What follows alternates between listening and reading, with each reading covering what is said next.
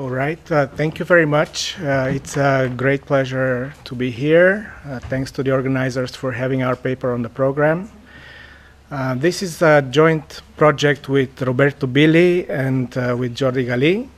And in it we study optimal monetary policy when R star is negative. And I think many of you would agree that there's been a widespread consensus among macroeconomists that there's been a secular decline in the natural rate of interest. There's papers by Laubach and Williams and others who document this phenomenon. And this has important monetary policy implications because with a zero lower bound constraint on the policy rate, this means that there would be an increased incidence of binding zero lower bound episodes and greater macro instability. Now, the existing literature has studied optimal monetary policy under a zero lower bound constraint and a positive mean natural rate, R star greater than 0.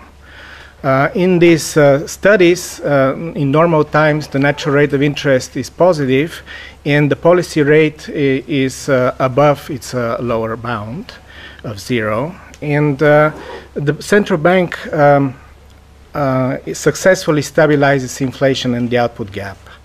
Now, occasionally, the natural rate of interest dips below 0, and these are times when the policy rate is stuck at the zero lower bound and there is macro instability. Okay, the economy enters a recession and inflation is below the target.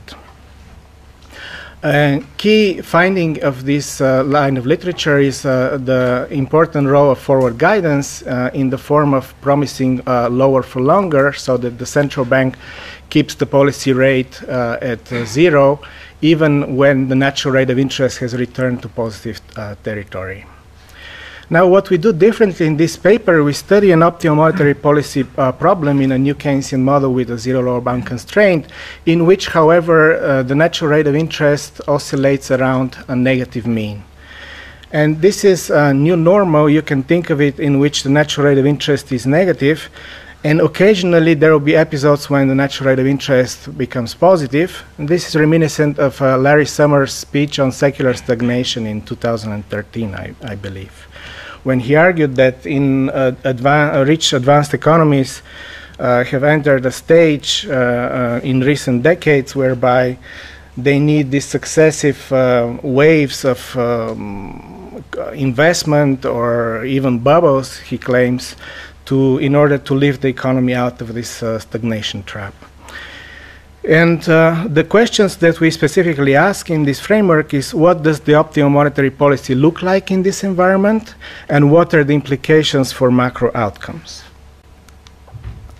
So in this brief talk, I will outline the optimal monetary policy problem. We'll go over the equilibrium under the optimal policy, first in the case of a constant natural rate. Then we'll go to the case of fluctuations in response to natural rate shocks. And then we'll discuss briefly the issue of implementation in this framework, which is of interest in itself. And finally, I will conclude. So, in the interest of time, I'll be brief about the related literature, but let me just mention that there are 3 strands of literature that are closely related to our paper. The first one is on optimal monetary policy under the zero lower bound constraint, and here there are closely related papers by Egerton and Woodford, Jung, Teranishi and Watanabe, Klaus Adam and Billi and others, who analyzed the problem of optimal policy under commitment in the basic new Keynesian model with a zero lower bound constraint. Another strand of the literature studies the optimal choice of an inflation target conditional on a given interest rate rule. And here there are papers by Coibion and co-authors, Bernanke and co-authors, and Andrade et al. And finally, there is the literature on equilibrium determinacy in regime switching models, and this will be related to our final section on implementation. And some papers here are Davick and Leeper, Farmer, and Barthélemy and Marx. So with that, let me move to the optimal monetary policy problem. So here is a stylized version of the new Keynesian model where the central bank is trying to minimize present discounted value of losses from inflation and output gap deviations from target, subject to the standard Phillips curve and the standard IS curve, with the requirement that the nominal rate is bounded below by 0, and the natural real rate oscillates as an AR1 process around the negative mean. Now let me make a brief detour and see what kind of environment can microfound this New Keynesian model with negative R star. And one example, it's not the only example, but one that we have detailed in an appendix to the paper, is based on the New Keynesian OLG model in Jordi Gali's work in the AJ macro, where consumers have a constant life and activity survival rates, gamma and nu. And here you can see the objective function for a consumer born in period S. Beta is a discount factor, and Z is a shock to the discount rate, an AR1 shock to discount rate. And firms are attached to a founder, which means that they have a finite life, they have a survival rate of gamma nu, and there is Calvo pricing. And Jordi shows that in steady state, the condition for the natural, for the real interest rate, R star, is that it's equal to rho plus log of nu. And you can see already here that R star is decoupled from the discount rate rho by this parameter nu, the activity survival rate, so that for R star to be negative, it must be the case that nu is less than beta. And there is in principle no reason why this shouldn't be the case, so this is the parameterization that we'll use will be such that nu is less than beta, and intuitively what it means is that there is a motive for saving because the activity survival rate is low. That means that the retirement rate is high. There is now motive for saving, which depresses the real interest rate, or put in other words, the present discounted value of expected income is now lower, and so in order for good markets to clear, R must be lower. So Jordi shows in his paper that the linearized equilibrium conditions of this framework look as follows. So this is inflation, and here this is a New Keynesian Phillips curve in which the coefficient on expected inflation is beta gamma instead of beta, which is the usual case. And the standard IS equation, where now the natural rate of interest fluctuates around the negative mean, where now the shock is multiplied by 1 minus rho. But you can already see that with a trivial reparametrization of a beta gamma and rho z, you are back to the standard New Keynesian model. Now, alternatives for microfounding a situation where R star is less than 0 include the models of the Ayagari and Huggett type, where if you have sufficient uncertainty of the idiosyncratic shocks, then again for precautionary motives, agents have a motive to save more, and that depresses the real interest rate, and under some condition it can be negative. Now, let me move on to how we attack this problem. We do it in the standard way, which is to formulate the Lagrangian and solve for the first order conditions, which look like this for inflation and for the output gap. Okay, these are equations 9 and 10. And then we have Xi2 is the Lagrange multiplier associated with the IS constraint, and there is a complementary slackness condition because of the non-negativity on a nominal interest rate, which says that this Lagrange multiplier must be non-negative, and the product of the Lagrange multiplier times the nominal rate, which is this here, must be equal to 0. So either one or the other must be equal to 0. And the initial conditions are that these Lagrange both Lagrange multipliers in period -1 start at 0, so there is no commitment before date 0. Okay, so let us study the case of a constant natural rate first. So let's examine the steady state. There will be a unique steady state in this setup, and it is one in which as we will see, well, the natural rate of interest is just equal to R star, which is negative by assumption, and we have from the first order condition with respect to inflation that inflation is proportional to this Lagrange multiplier xi2, and we know that that must be non-negative as well. Then this is the from the first order condition with respect to output, and then the complementary slackness condition. Now from here that I must be greater or equal than 0, we have that inflation must be greater or equal than minus r star, but because r star is strictly negative, we have a strict inequality here, so inflation must be strictly positive. But if inflation is strictly positive, then this Lagrange multiplier also must be strictly positive, xi2. But remember that from the complementary slackness condition, if this is positive, then this has to be 0. So we have that I must be 0, and therefore pi must be equal to minus r star. Okay, so inflation is equal to the negative of the steady state natural interest rate. Notice this is the only steady state in this model. There is no other steady state that people have studied, for example, in the work by Ben-Habib, Schmidt, Groen-Uribe, where there's a Taylor rule and so on. Here there is no such deflationary steady state because we're doing the optimum policy, not the Taylor rule. What is the reason behind that?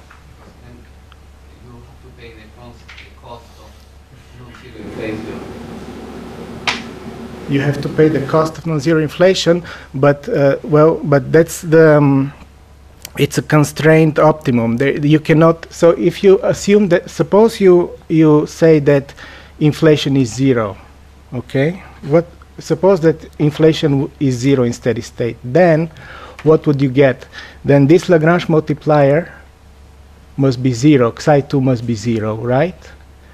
Then you would get that r star plus if inflation is 0, then r star plus inflation must be non-negative. Okay, so r star is non-negative, so that's a contradiction. You simply cannot have inflation equal to 0 because of the presence of the zero lower bound. Because the presence of the zero lower bound and the fact that r star is negative. The r star is below the ZOB. Isn't this following directly from Tactical? In this one, we can't move average r star relative to what the natural rate is. And that already gives you then that. Well, you can move r star. Yeah, that's r star The is cheapest way to exogenous. get that is to have the minimum amount of inflation. That's right. You cannot have a situation when I is positive either, right? Because suppose that now I is positive in steady state. What are you going to get? Then you're going to get now that this must be 0, okay, because of the complementary slackness condition. So inflation has to be 0, okay, and we already said that cannot be, right? Because then r star would have to be positive, and we have assumed that r star is negative. So it's just So the model is the log linearized model. yeah. So it's log linearized around the speed state That's right. of the original nonlinear. It's so in this case we assume that it's log linearized around the 0 steady state. So okay, so that's ignores the fact that there is price dispersion when the steady state is different from 0. Okay, so there's more to the underlying New Keynesian model. Okay, there is the price dispersion term. We ignore that here for simplicity. Okay, but we also show that for inflation rates of +1%, which is what we're going to assume in the numerical value, this doesn't matter so much. So if we do the full Ascari, if you want, there's no, I mean, there's little to be new insights to gain from this paper.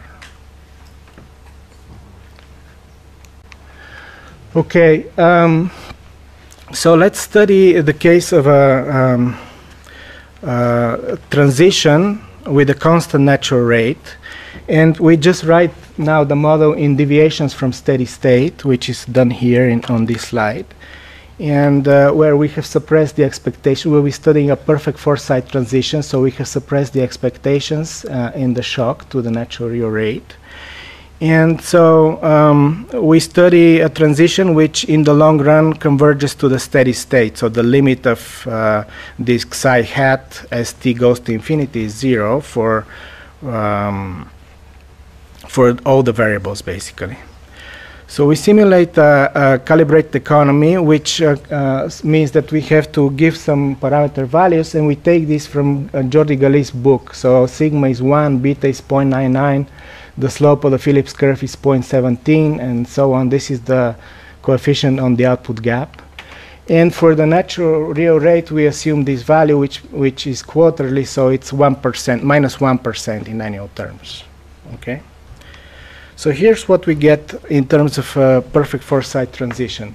It's one which features inflation starting negative and then gradually over many quarters converging to its positive steady state of plus 1%. Okay? Now notice that this is accompanied by a policy rate which is set at 0 throughout the simulation period. Okay? So the nominal rate remains at steady state of 0 throughout this transition. And therefore, the real rate is basically the mirror image of inflation, and it starts at around 0 and converges slowly to its long-run average of minus 1%. Okay?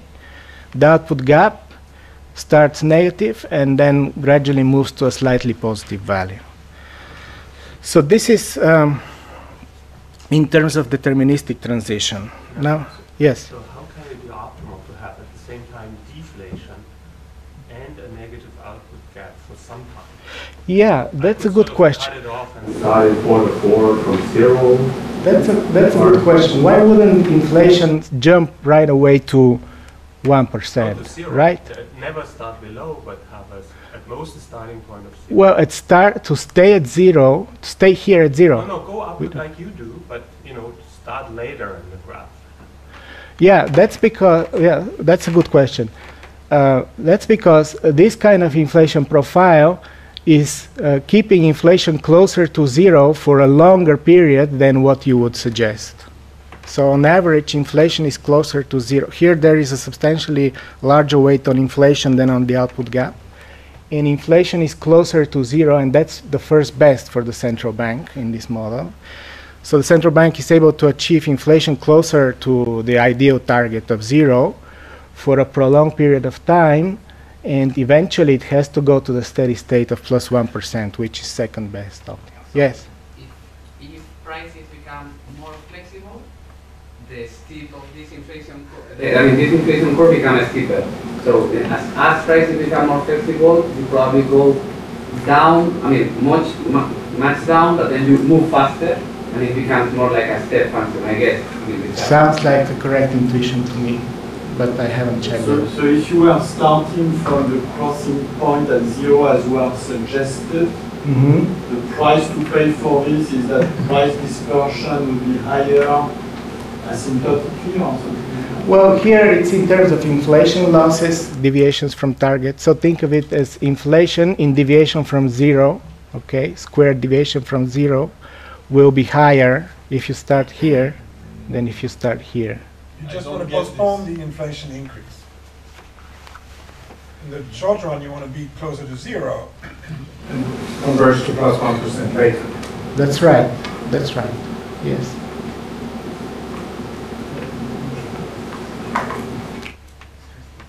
I don't see how having a recession makes me better off compared to starting later. The negatives at the beginning do not offset the positives at the end. No? Well, but you are, for a longer period, it's just like he was saying, for a longer period, you're closer to 0 on average.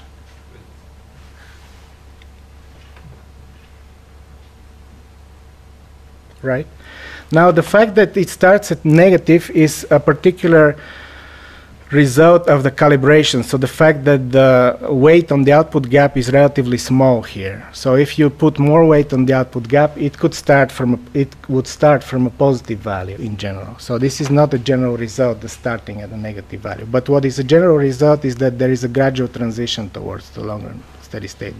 Inflation doesn't jump straight away to 1%. In the long run, I have 1, and that's because I want R star, right? Yeah, you have to hit R star in the long run. To hit R star, and the price to pay for it is more inflation.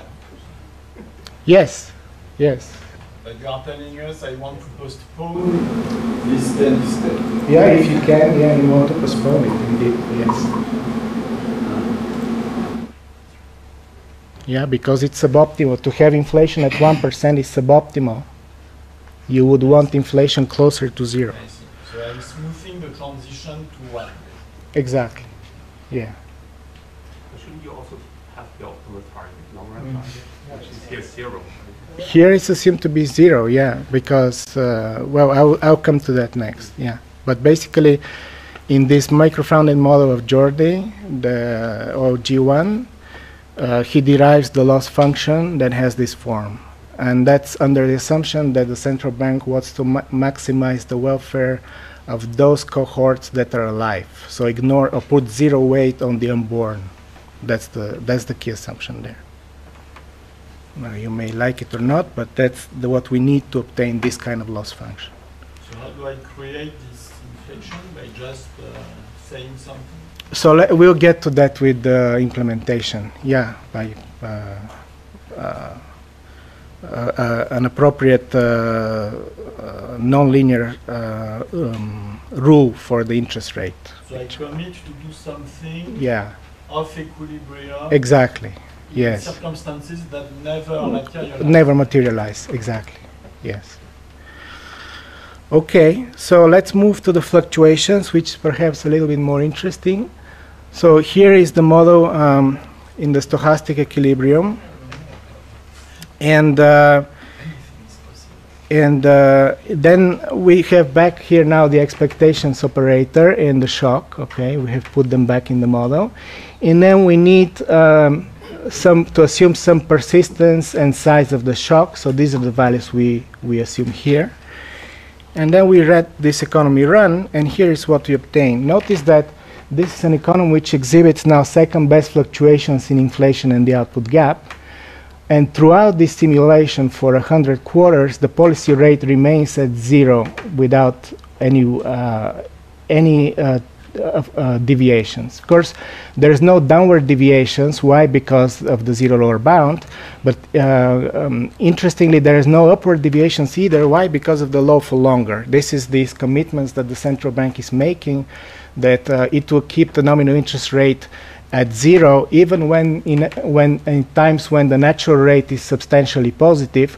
Why? Because the expectation of this behavior lifts the economy out of a liquidity trap, and a central bank attains inflation and the output gap closer to their targets. That's the intuition here.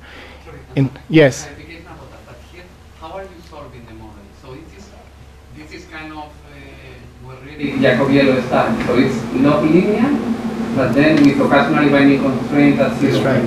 Yes. Yes. It's like piecewise linear. It's log linear with the 0 lower bound imposed. So overall, it's non-linear. And it could be the case, analyzing impulse responses, that if the period of high inflation is large enough, you abandon the low for longer. Yeah, indeed, yes. And that's what we show here when we increase the size of the shock. Okay, this is a shock which is 3 times as large now, and you see very substantial fluctuations in the natural real rate, which is the black line here. Okay, it goes to above 10% on some occasions. And you see now, of course, the oscillations are bigger in inflation, the output gap. But interestingly, now there are some episodes when the nominal rate, the policy rate, lifts off from 0 for brief episodes. And this is precisely because it happens at times when the natural rate is very high, and at the same time it was not preceded by very negative realizations of the natural rate in the past, so that the low for longer motive is weaker. And so this lifts off from 0 could happen in principle when the natural real rate exceeds a certain threshold, and when it was not preceded by long periods of negative natural real rate. I would say the fluctuations are much smaller in inflation, the output gap. So if you had a Taylor kind of rule with a target of 1% inflation, then the outcome by definition will be worse in terms of stabilization of inflation, the output gap. Okay, so let's get to this problem of how do you obtain this, because indeed it's very bizarre that the policy rate remains 0, and for a central bank that only controls the policy rate, it's not clear how on earth it could implement this kind of equilibrium, no?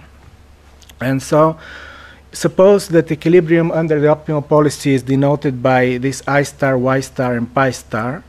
And the candidate rule would be just to set I, the nominal rate, equal to I star for all times. But we know that this results in multiplicity of solutions in addition to the desired one. And so we want a policy rule that would guarantee that the outcome under optimal policy is the only equilibrium. So here's the rule that we propose. It looks a bit daunting, but in fact it's very simple. It's Taylor type of rule where the coefficients on inflation and the output gap depend on the level of inflation and the output gap in deviation from the optimal outcome. And so we have these 4 regimes where if you notice in the first regime, both inflation and the output gap are positive in deviations from the optimal outcome, and the coefficients on them in the Taylor rule are also positive, okay? Then when both are negative, both coefficients are negative, and so on. You get the idea. When this one is positive, this one is positive, and so on. And so this can be written more compactly as equation 14, which is basically like a standard Taylor rule, except that now inflation and the output gap are in absolute value, okay? And that these coefficients switch, okay? They take different values for regimes 1, 2, 3, 4. And so to see how this works, let's write the non-policy block of the model like this, again in deviations from the optimal outcome. And we can write this in matrix form like this, where now matrix A has the feature that it varies over time, and it takes one of these 4 values, one of these 4 matrices. And so this leads us to a regime switching model of this sort, where now xt is an n by 1 vector of non-predetermined variables, at is an n by n non-singular matrix, which is an element of the set script A, where this set is a finite set of matrices, okay, from A1 to AQ. And so the goal is to establish sufficient conditions on this set that guarantee that xt equals 0 at all time is the only bounded solution to 17. So in other words, the limit as you take cap t to infinity of the expectation of the norm of this xt plus t is greater than some arbitrary large number m times the norm of xt for any large m and xt different from 0. And so to do that, we define this matrix norm for a matrix AQ, which is defined as such, and also define alpha, which is the maximum of this matrix norm for all the matrices for the different regimes A1, A2, AQ, and this is greater than 0.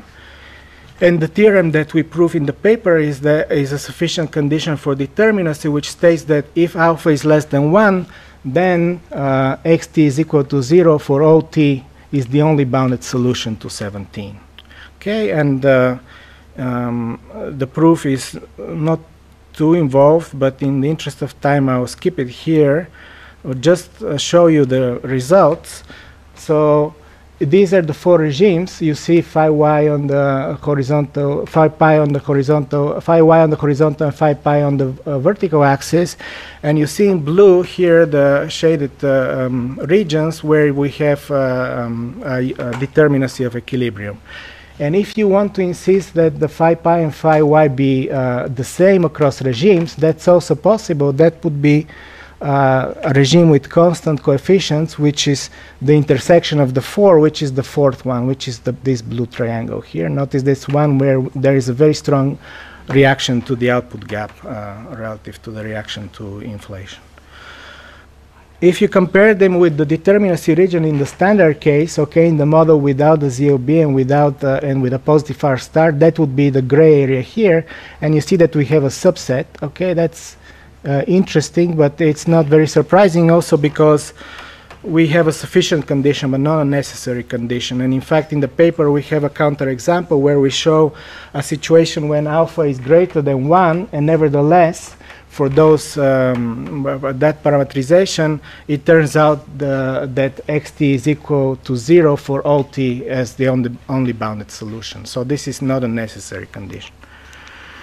Okay, so in the remaining minute or so, let me discuss briefly the issues of time inconsistency and credibility.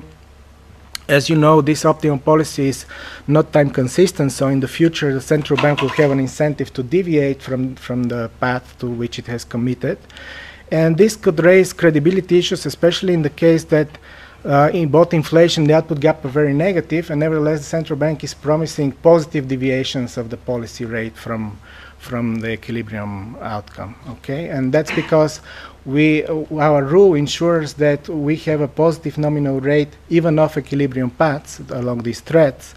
And so that could raise credibility issues in the sense that, how come inflation is low but you are threatening to raise interest rates in this situation? So that's a little bit different from the standard model, but that's what holds here. And like was said earlier, these are off equilibrium threats that are for situations that never materialize ex post. Okay, so I think I'm on time.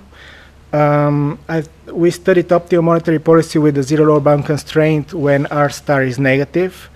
The optimal policy aims to approach gradually a steady state with positive average inflation and a binding zero lower bound. Around that steady state inflation, the output gap displays second best fluctuations in response to shocks, and these coexist with a nominal rate that remains at 0 most of the time, or even all of the time in some cases.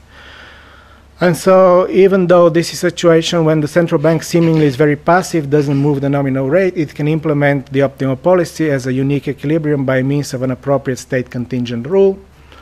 And in order to establish this result, we derive these sufficient conditions for determinacy in a model with regime switches. Thank you.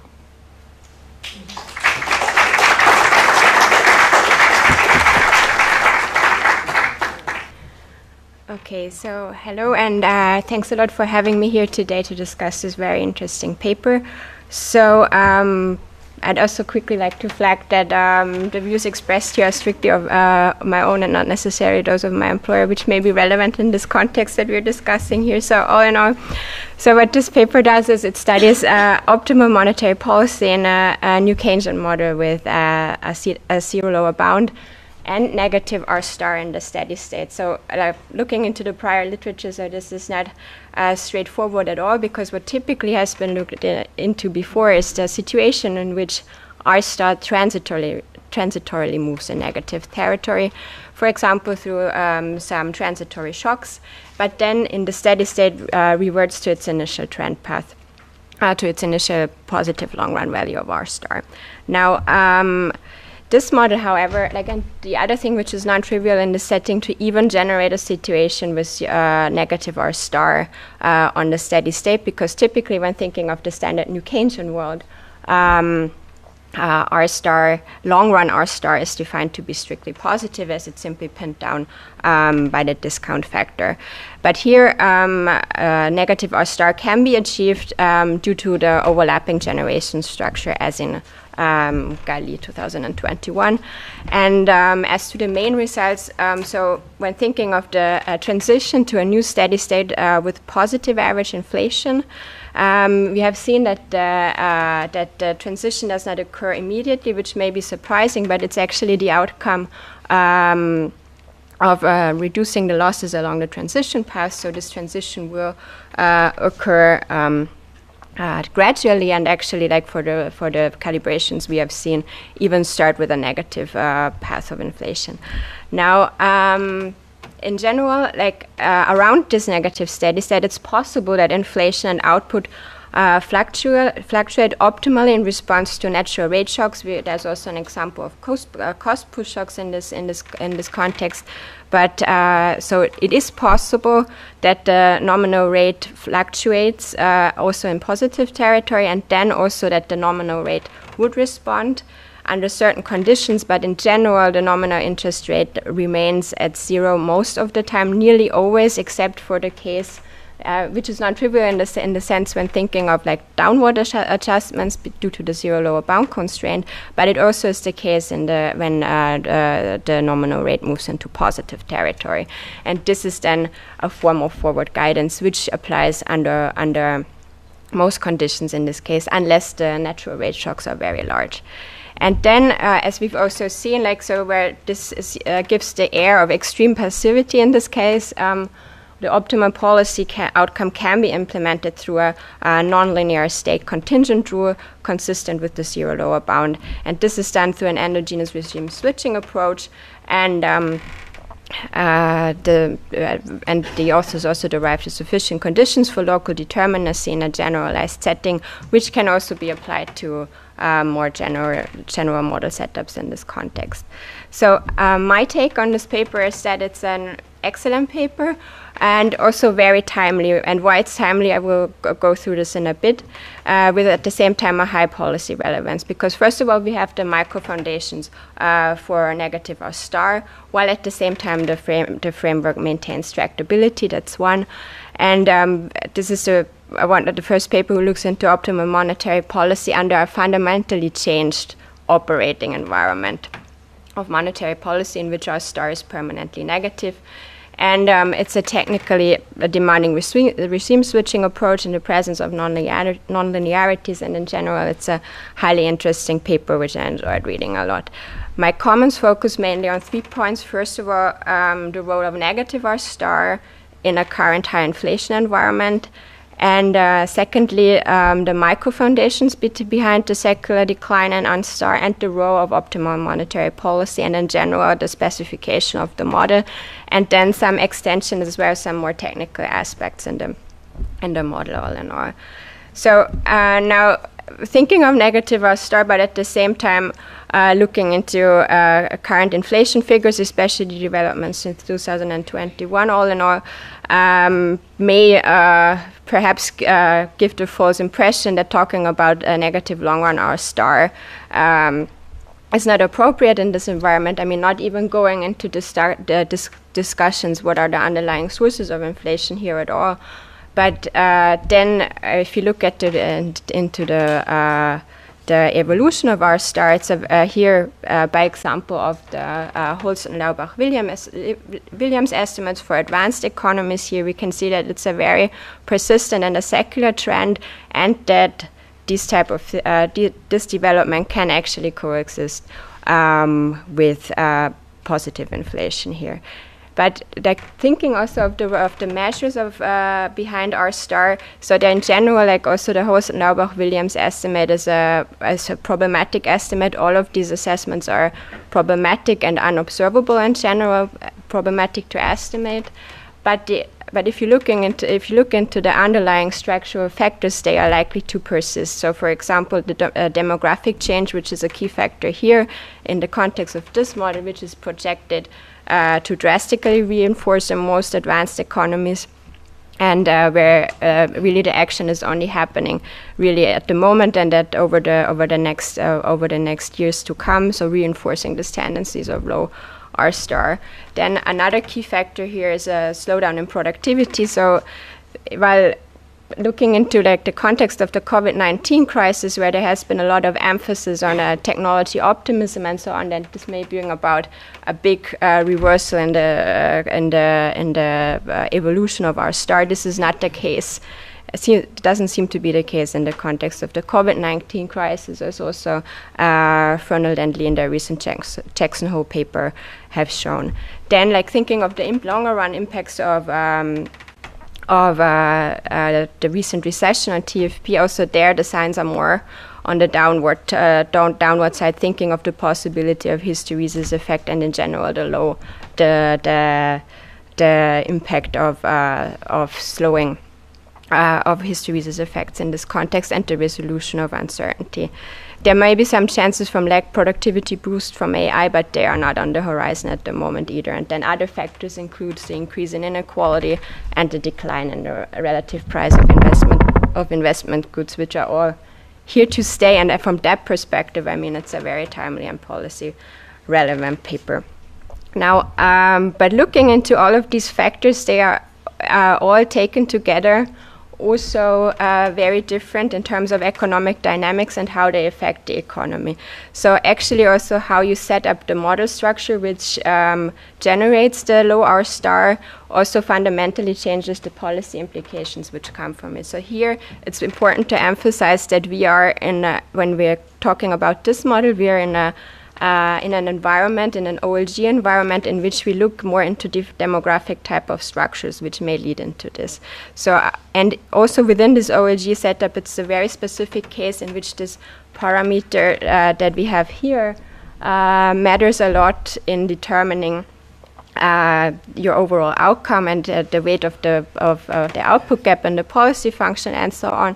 So there's a lot of emphasis on this very specific case, this inactivity parameter, to transition parameter between activity and retirement. So I'm wondering in this case, like how generalizable are these results also for, first of all, different factors within the OLG setting, different specifications here, and also alternative sources of the underlying drivers of low R star.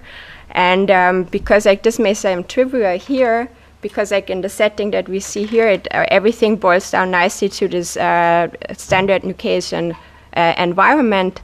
However, it's not clear if first of all we could reduce different types of model to the very specific simplified model version, and then also if we were looking into different types of sources of low R star, whether this may or may not imply a fundamental shift in the underlying equilibrium conditions, and as a result also in the objective function of the central bank. So for example, if we believe that slowing productivity may be the main result of low R star, thinking of it in a general equilibrium setting, then it may, for example, be that the output gap may have a substantially higher role in this context. And if, for example, looking into Garger and Singh's recent JME paper, you may even have the role for having technology growth in the objective function, and through that generate perhaps a very different outcome for optimal monetary policy in this environment. So it would be nice to perhaps discuss the general applicability of the other low R star scenarios, as well as the potential limitations in this context, I think, a bit more.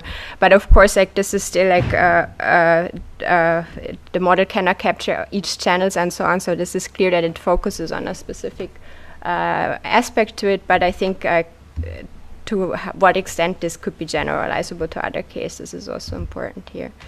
So, and then thinking of other issues in this context, so we've touched upon it a bit in the questions during the presentations already. So for me, it's not, like when reading the paper, it's not entirely clear to how the generalized OLG structure then translates into the specific conditions that we have seen before, and to what extent you can linearize around the specific steady state with zero inflation, and how this basically so how this can be justified in the setting. So perhaps one could raise this a little bit more and link also the OLG structure of the model back together also more with the justification of the equilibrium conditions that are in the background. And as to the endogenous regime switching approach, I guess it's also like it would be interesting to see more in terms of how it's implemented and how it could be also relevant for other future research in this area. And then lastly, like thinking of low R star in general, it's unobservable for us, but it's also observable at the central bank level. That means, like, so in this context, I'm thinking of like what are the implications of a misperception of R star in general, and especially of an over or underestimation of R star, depending on in which situation we are in. If we are experienced a persistent phase of low inflation and low interest rates, are we more inclined to think we are in a negative R star environment or low R star environment or not. And to what role does myopia play in this context also? So for instance, if, as I just said, like to what extent may the monetary authority be inclined to base its current assessment on R star based on what we observe at the moment? So for example, like going back 10 years ago, there was a lot of discussion on secular stagnation, so there may have been more tendencies to think in these lines of work, but like now that public discussion is dominated by high inflation, by the role of high inflation, does this change our assessment of R star, and how does this and how could this be perhaps be also taken into account in the context of this or future work that the central bank has imperfect knowledge of R star? And yes, so so let me conclude. So it's a great and technically demanding paper with a high policy relevancy. And again, it studies optimal monetary policy under negative long-run R star, which is non-trivial and which is a very interesting contribution to the literature. And when I read the paper, I was also thinking that it actually demonstrates the big research gap in this area and how much could still be done in this area, also departing, for example, for the optimal monetary policy approach, but more thinking in terms of rule-based monetary policy and so on. Yeah. Thank you.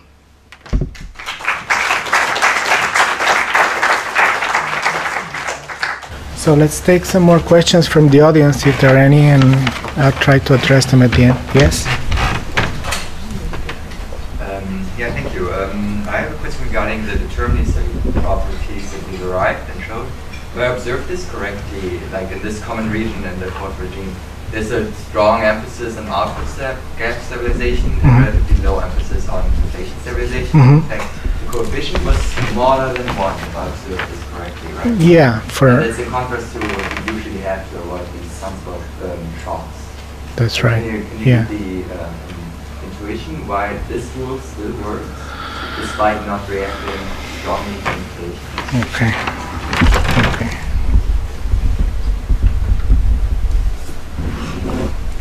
Other questions? Yeah, I have a question. Okay, so just a brief one.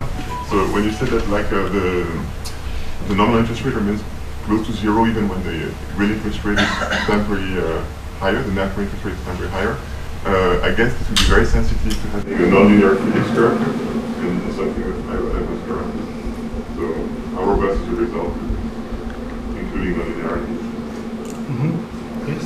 I have some problems with the star after R star, because if I understand correctly, this is justified by an OLG model, right? And in an OLG model, you are telling us, okay, R star is negative, but then isn't it defined as the equilibrium, a real interest rate of a flexible price OLG economy? In which case we know that unless the economy is shrinking, it is dynamically inefficient. And so it's not optimal to be at this equilibrium. And so there is no, if that is the case, then why should I pursue R star? The lesson from OLG models is that we should implement a pension system, for example, such that the savings rate falls and R star goes up, and we would like to be at the golden rule instead of a negative R star. And if you have, we know that you can achieve that with money, and then you don't want inflation, because inflation brings you more towards negative R's. Instead, you want money to have a constant value so that you are the golden rule instead. Any other questions? Clarification. How can the reaction to just current variables you are implementing the rule implement the law for longer intuition that you were alluding to?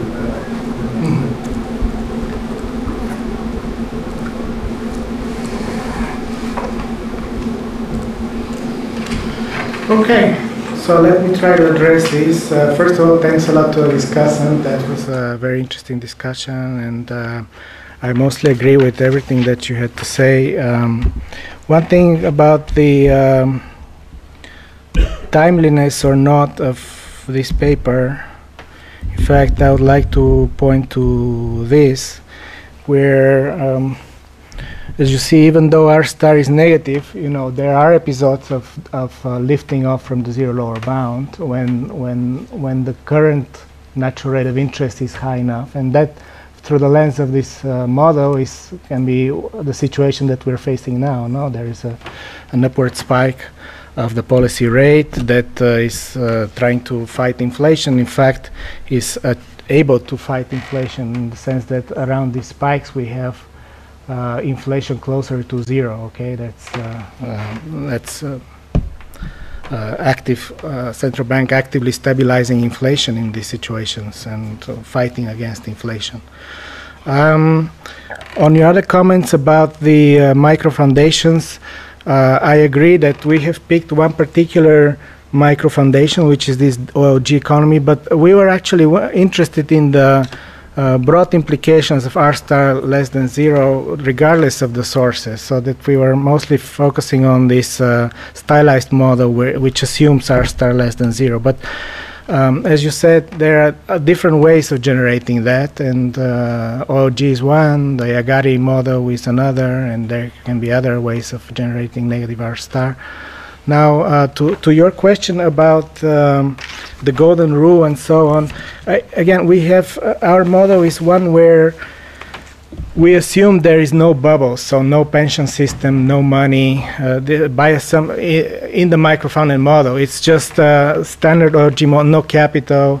It's the simplest possible OG model where the only fluctuations come from these exogenous shocks to the discount factor, if you want. And that maps into the standard New Keynesian model, as Jordi has showed in his paper. And so, yeah, we bypass all these issues. Of course, if you could affect the natural rate of interest, then if you could do other things like a pension system or so on, or if you had capital. Here the assumption is, even if you have firms, that they are finitely lived, okay? So that assets, in order to have the asset pricing functioning in this model, and the present discounted value of profit streams not exploding, you need firms to die, basically, periodically. What you're telling us is that I am the central bank, R star is exogenous to me. Yeah. Whatever policy can do to increase R star, which might be Pareto improving. Is outside the scope. That's not my business, exactly. That's the kind of setup here. All right, about the reaction to current variables. Indeed, the central bank reacts to current deviations of inflation and output from the optimal equilibrium outcome. So these are deviations from the optimal equilibrium outcome. These are not inflation, the level of inflation and the level of the output gap. So by doing this, you are actually threatening to deviate with the policy rate whenever actual inflation deviates from whatever it is under the solution of the problem and the optimal commitment, so including the forward guidance. So I don't know if that... Those paths are stochastic processes. Those are stochastic processes, yeah, right. Those are the central bank solves for these variables, and then it gives this rule to the public and says, look, this is what I'm going to do if we ever observe a deviation from... These are all zero, these deviations. But this in equilibrium, exactly, these deviations are all zero, that's right. And so it's the I star which gives the history dependence. Yeah. Thanks, Klaus. Nonlinear Phillips curve. Indeed, if you had state-dependent pricing, for example, that would deliver a nonlinear Phillips curve. This would complicate a lot the model, and we haven't studied this case. But yeah, in principle, these deviations of the policy rate from zero can become more pronounced, I suppose, if you had a nonlinear Phillips curve, such that inflation is more reactive to shocks. That's my conjecture, but I'm not 100% sure. And the intuition for a strong response to output. So, indeed, here it's not to say that the response to inflation must be 0, or must be less than 1. Indeed, this graph, this continues to the right, so that eventually phi pi could also be. But the key here is a strong response to output, and the intuition for that is difficult for me to think about. I have to think about it first to understand. Yeah, but it must be related to the intuition for a single regime case, because that's the gray area here shows what is in the case of a single regime, so no regime switching, and there you also have this feature that the response to the output gap has to be very strong. So yeah. You would get a unique solution even if the central bank followed the policy associated with the bottom right panel forever. Yeah. Is that Yeah. So that's one. So you could have determinacy even if the coefficients phi pi, phi y are the same, as long as they fall in that small blue triangle there on the bottom right. I mean, all you need to do is threaten some crazy divergent path. Yeah, essentially the way it works is, there is no bounded solution. You have to ensure that there is no bounded solution. So the path has to be crazy. So you're promising to be very responsible, promising basically to destroy the economy anytime you observe a divergence between the actual and the optimal outcome. Then one question which is elusive is maybe I'm better off making vague statements about I'm going to destroy the economy. Yeah. As opposed to a precise rule that might be invalidated, exposed if ever there is a deviation. Indeed, but I would like to come back to this intuition about the strong coefficient on y. Why not strong coefficient on inflation? No, that's an interesting question, I think. In some sense, it's artificial, right? Because you constrain the Dr. Strangelove to follow this kind of policy, but do whatever is great, whatever else is crazy enough, right? Right. Doomsday machine. Mm. All right. Thank you very much.